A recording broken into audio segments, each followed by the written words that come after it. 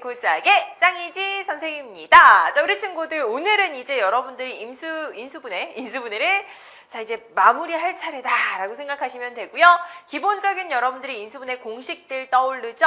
자, 거기다 이제 복잡한 인수분해까지 우리는 해결을 해왔습니다. 이제서는 자 실생활에서 여러분들이 사용할 수 있는 뭔가 수의 계산 또는 식의 값들을 얻어내는데 인수분해가 어떻게 이용이 되는지 그 활용에 관한 문제들을 확인해 보도록 할게요. 자, 흐름 다시 잡아보도록 하겠습니다. 선생님은 항상 이런 틀들을 수업하기 전에도 수업을 하고 난 다음에도 여러분께도 이렇게 보여주잖아요. 그죠? 자, 그러다 보면 이 내용들, 이 개념들이 머릿속에 다 들어갈 수밖에 없다라는 것을 여러분들도 조금 느낄 수 있을 것 같아요. 자, 인수분해 파트 이런 식으로 진행이 되었다. 아, 그래서 공통인수 묶는 게 중요했고 완전제곱식, 제곱일차, 인수분해 공식 두 가지. 자, 얘네들을 통틀어서 이제 복잡한 식의 인수분해까지 완성을 했고 그 다음 이제 인수분해를 이용한 수의 계산, 식의 값을 보도록 하겠다. 마지막 요 두 개를 본다라고 생각하시면 되겠죠. 흐름 잡히시죠? 그래서 인수분해에 대한 전반적인 내용에 관한 흐름들을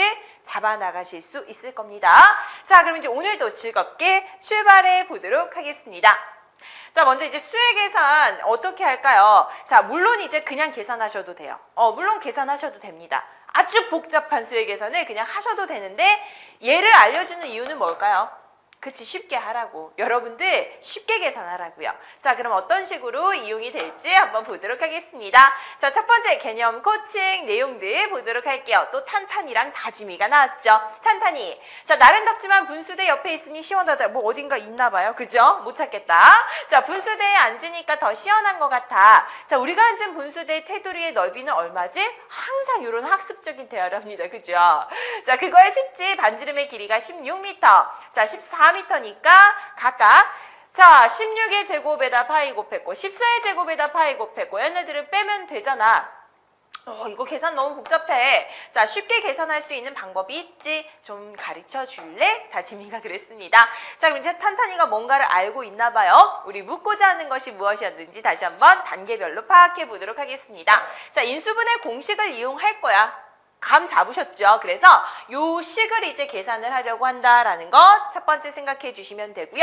그럼 이제 개념에서 여러분들이 떠올리셔야 될 것, 도대체 요 식을 이제 내가 인수분해를 이용하려고 하는데 어떤 인수분해 공식을 이용할 수 있을까? 두 번째 단계 개념 생각 단계로 넘어가 보도록 하겠습니다. 뭘 생각해야 될까요? 우리 이제 항 2개짜리 이거 본 적 있죠? 이거 굉장히 많이 볼 겁니다, 오늘. 자, A의 제곱 마이너스 B의 제곱 이렇게 항 2개짜리 제곱인수가 있었다라고 했을 때 아하, 얘네들은 서로 같은 부호, 서로 다른 부호 연결해서 곱하면 되겠구나. 연결됐죠?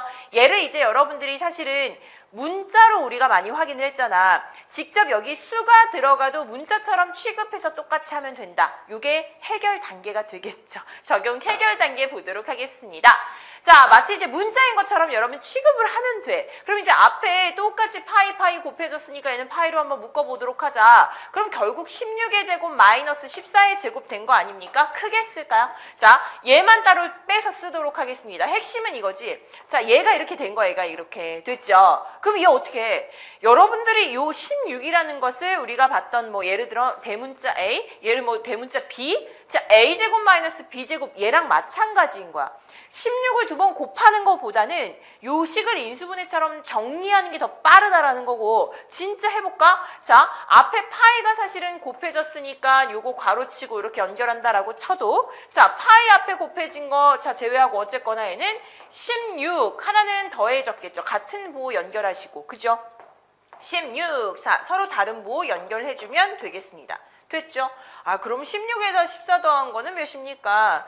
30이 되죠. 얘 16에서 14 빼면 몇입니까? 2가 되죠. 그러면 곱하는데 여러분들이 뭔가 복잡한 수 있습니까? 없어요. 그래서 60파이가 됩니다라는 아주 쉽게 계산을 끝낼 수가 있다라는 과정을 보여준 거고요. 자, 이와 같이 복잡한 꼴의 수의 계산은 인수분해 공식을 이용해서 간단하게 할 수 있는데요.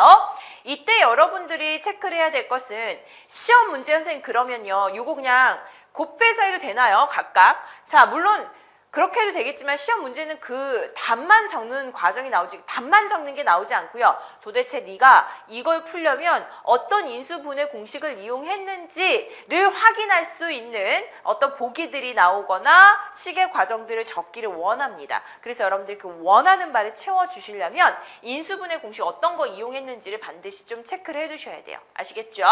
자, 그럼 이제 보도록 할게요. 지식창고에 마지막으로 저장시켜 보도록 할게요. 자, 인수분해를 이용한 수의 계산에서는 인수분해 공식을 이용해서 수를 계산할 때에는 인수분해 공식을 이용할 수 있도록 수 모양을 자 변형한 후에 계산한다라고 생각하시면 되고요.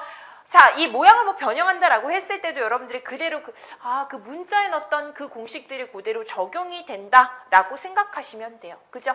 마치 어떤 똑같은 수들이 이제 문자로 여러분들이 취급이 되어서 그대로 모양을 만들어 나가는 것처럼 식을 다시 한번 연결을 하시면 되겠습니다.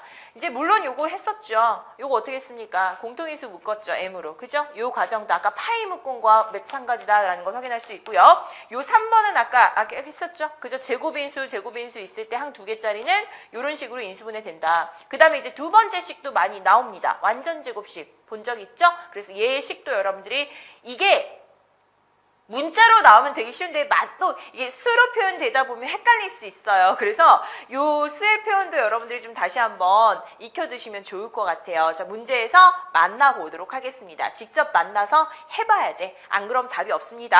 자, 그럼 이제 보도록 할게요. 자, 17 곱하기 95에다가 이제 마이너스 17 곱하기 93 이렇게 했어.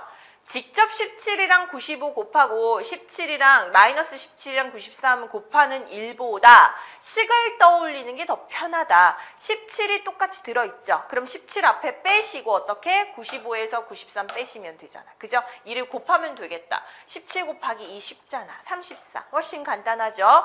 쉽게 여러분들을 도와주려고 이런 식의 인수분해 공식을 이용하여라 라고 하는 거지 여러분들 어렵게 하려고 복잡하게 풀게 하려고 나온 게 아니라는 것을 느껴주셔야 됩니다.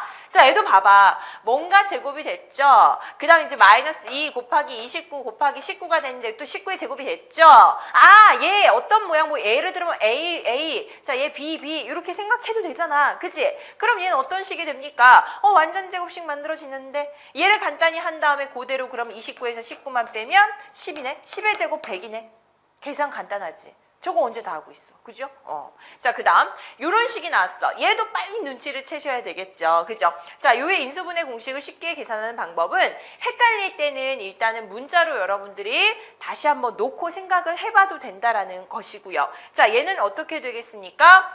갑자기 7이 나와서 당황하지 마, 얘들아. 얘는 3.5에다 2 곱해서 7 된 거다 이렇게 떠올려 주시면 돼요. 그죠? 아, 그럼 2배 맞네. 그럼 얘도 완전 제곱식 되겠구나. 이렇게 연결하시고요. 그때 어떻게 되겠습니까? 이렇게 5가 되니까 제곱해서 25만 체크를 하시면 돼요.